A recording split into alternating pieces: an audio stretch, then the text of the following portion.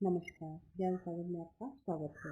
आज हम तीसरी किस्म के शिल्पकार चैलेंज के क्वेश्चन आंसर पढ़ेंगे। हमने ये पाठ पहले पढ़ा दिया है।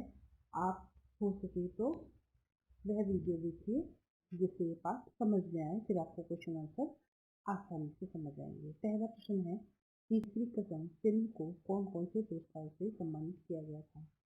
तो तीसरी किस्म फिल्म को बांग्ला फिल्म जर्नलिस्ट एसोसिएशन द्वारा सर्वश्रेष्ठ फिल्म और कई अन्य पुरस्कार मिले। इसके अलावा राष्ट्रपति स्वर्ण पदक भी मिला इनको। अगला प्रश्न, शैलेन ने कितनी फिल्में बनाई? तो शैलेन ने सिर्फ एक फिल्म बनाई, तीसरी किस्म। अगला प्रश्न है, राजकुमार द्वारा निर्देशित कुछ फिल्मों के नाम बताइए। तो उनकी कुछ प्रमुख जो फिल्में हैं वो संगम है, मेरा नाम जोकर है और अजंता है, मैं और मेरा दोस्त, और एक प्रसिद्ध उनकी फिल्म है सत्यम शिवम सुंदरम। अगला प्रश्न है, किसी किस्म फिल्म के नायक और नायिकाओं के नाम बताइए। नायक का नाम है हीरामन और नायिका का नाम है हीराबाई। तो हीरामन का रोल राज कपूर जी ने और हीराबाई का अभिनय किया था वहीदा रहमान ने।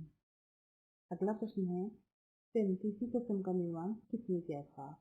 तो सब आप लोग जान रहे हैं, किसी किस्म का निर्माण शैलेन जी ने किया था।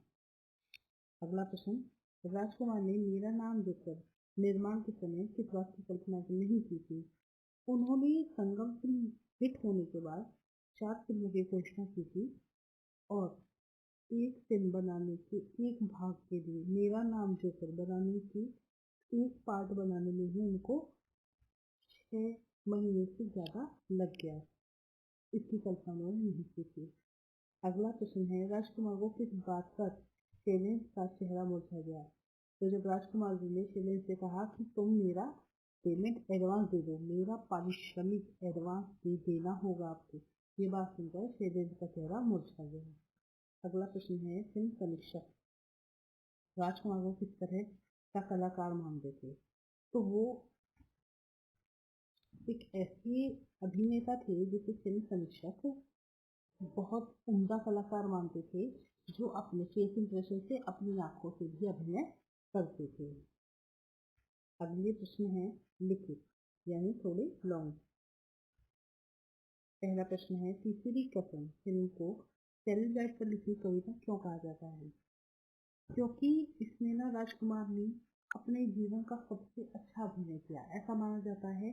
और पहली दूसरी बात ये है कि ये जो कहानी है ये साहित्यिक कृति पर आधारित है, ये कमर्शियल फिल्म नहीं है, ये एक कला फिल्म की तरह है। ठीक है, तो लोगों ने इसको सेल्यूलोइड पे लिखी कविता माना है, जो कि साहित्यिक कृति है। अगला प्रश्न, तीसरी कसम फिल्म को खरीदार क्यों नहीं मिल रहे थे? कि तीसरी कसम जो फिल्म है वो एक साहित्यिक कृति पर आधारित थी और उसके अंदर जो इमोशन थे उसका गणित लगाकर लोगों ने कैलकुलेशन उनकी ये बोलती थी कि इस तरह की साहित्यिक कृति पर आधारित फिल्म को लोग देखने नहीं आएंगे, इसलिए खरीदार नहीं मिल रहे थे। इसकी सफल होने पर उन लोगों को डाउट था, संशय था। अगला प्रश्न, शैलेन के अनुसार कलाकार का कर्तव्य क्या है? तो शैलेन के अनुसार कलाकार का कर्तव्य यह है कि वो सिर्फ कि लोगों को ये पसंद आ रहा है इसलिए कुछ भी ना परोसा जाए। उपभोक्ताओं की रुचियाँ जो हैं, जिनसे उनको इंटरेस्ट है, उनको भी थोड़ा सा अच्छा करने का कोशिश कलाकार को करनी चाहिए। उन्हें बस कि कुछ भी पसंद आ रहा है और असलियत से विचलित हो जाना और कुछ भी परोस देना, ये कलाकार की जिम्मेदारी नहीं है। अगला प्रश्न है, फिल्मों में प्राकृतिक स्थितियों का चित्रांकन ग्लोरीफाई क्यों कर दिया जाता है? ऐसा माना जाता है कि ग्लोरीफाई करने से जो दर्शक हैं उनकी शायद फीलिंग हर्ट हो जाए, लेकिन जो बढ़ा चढ़ा के दिखाते हैं ना उनकी दृश्य, वो अट्रैक्ट करते हैं, आकर्षित करते हैं और फिल्म अधिक बिकती है। ठीक है, फिल्मों की सबसे बड़ी जो प्रॉब्लम है, कमजोरी है कि वो जिंदगी से थोड़ी ही दूर होती हैं और जो त्रासद स्थिति होती है, ठीक है, त्रासद स्थिति होती है उसको उसका चित्रांकन को ग्लोरीफाई किया जाता है। अगला प्रश्न है, शैलेंद्र ने राजकुमार की भावनाओं को शब्द दिए, इस कथन से आप क्या समझते हैं?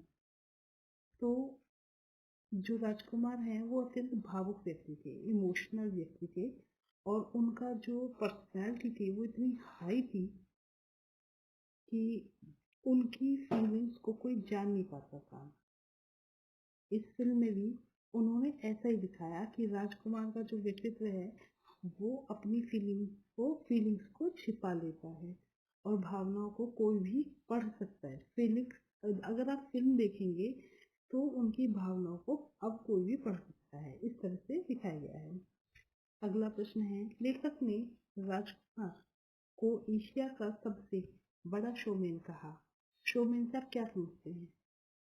जो शोमैन होता है जिसे देखकर जिसे जानकर लोग पर्दे पे आते हैं, उसकी फिल्म देखने के लिए आते हैं, वो एक देखने की चीज बन जाता है, वो एक पॉपुलर प्रोडक्ट बन जाता है। इसी वजह से जो राजकुमार है वो ऐसे पब्लिक फिगर हैं कि उनसे देखने के लिए लोग फिल्मों को देखने के लिए आते हैं, चाहे उनका सब्जेक्ट उनके समझ में आए या ना आए। अगला प्रश्न है, फिल्म 420 के गीत रातों दसों दिशाओं से कहेंगी और अपनी कहानियां पर संगीतकार जय शंकर ने आपत्ति क्यों की? संगीतकार जय किशन जो थे वो ये समझते थे कि जनता 10 दिशाओं को नहीं जानती है, वो 4 दिशाओं को जानती है, कि दिशाएं 4 होती हैं, 10 नहीं होती हैं। तो जनता कंफ्यूज हो जाएगी, वो इस बात को एक्सेप्ट नहीं करेगी, तो ये इस गीत के वो अगेंस्ट हो रहे थे, ठीक है। वो कह रहे थे कि 4 दिशाओं को बोलो, 10 दिशाओं में नहीं बोलो, ठीक है। और शैलेंद्र का मत है कि जो दर्शक हैं, ऑडियंस हैं, उनकी जो इंटरेस्ट है उसको सामने रख के आप कुछ भी करवाओगे, ऐसा नहीं होना चाहिए। जो सही है वो सामने लाना चाहिए। अगला प्रश्न लॉन्ग क्वेश्चन है। पहला प्रश्न, राजकुमार द्वारा फिल्म की असफलता के खतरों से आगाह करने पर भी शैलेंद्र ने यह फिल्म क्यों बनाई? राजकुमार ने असफलता के खतरे बता दिए थे। शैलेंद्र की ये पहली फिल्म थी, अकेली फिल्म थी और राजकुमार शैलेंद्र के दोस्त भी थे। उन्होंने सारे खतरे बता दिए थे, लेकिन फिर भी उन्होंने इस फिल्म को बनाने का ठान लिया। शैलेंद्र को विश्वास था कि ये फिल्म सफल होगी और वो अपने फैसले पर अड़े रहे। अगला प्रश्न है, तीसरी कसम में राजकुमार का महिमा मंडन व्यक्तित्व किस प्रकार हीना मन की आत्मा में उतर गया?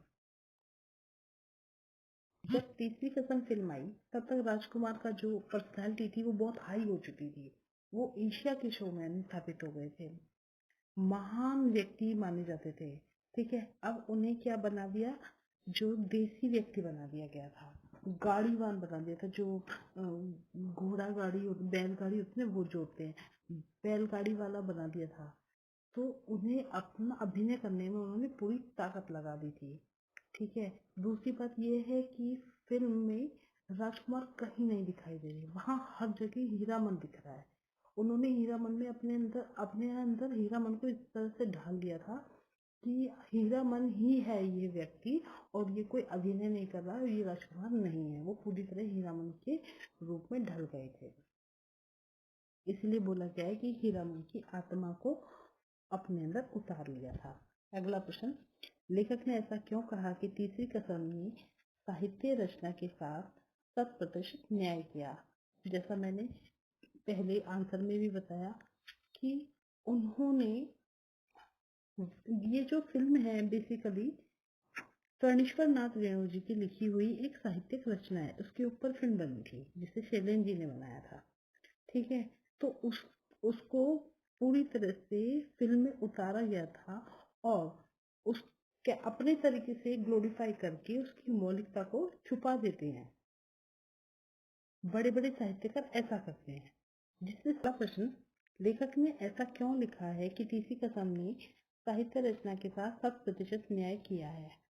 तो साहित्यिक विषय पे फिल्म बनी थी और ईश्वरनाथ रेणु जी की जो कृति है उसके ऊपर ये फिल्म बनी थी और लेखक ने पूर्ण न्याय किया है इस फिल्म के साथ। साहित्यिक कृति के तरीके से बनाया है इसको, कोई भी चीज को इधर उधर नहीं किया, मौलिकता बनाए रखी, जो बेसिक है वो बनाए रखी, इसलिए कहा गया है कि न्याय 100% किया गया, कोई महिमा मंडल इसमें नहीं किया गया। अगला प्रश्न है, शैलेंद्र के गीतों की क्या विशेषता थी?